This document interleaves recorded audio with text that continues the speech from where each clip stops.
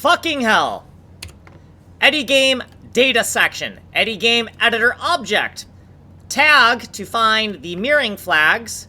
5, which means X and D are set.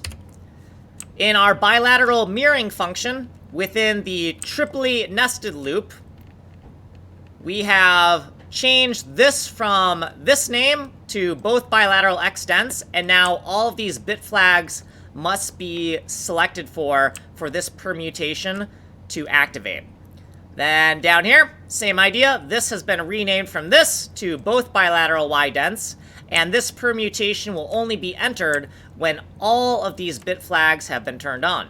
Then we've added a new section called single axis mirror dents that will only happen if the dents bit is set in our input and the triply nested loop has selected for dents. This is going to be set to true if we've loaded a plot point, and this is an error case because we should have entered the radial code if that's true. We're going to ignore this because this code should only do something if only the X or only the Y bit has been set in the input parameters. And then here, if we have selected the X bit and the permutation has selected for X, we'll do the single axis dents.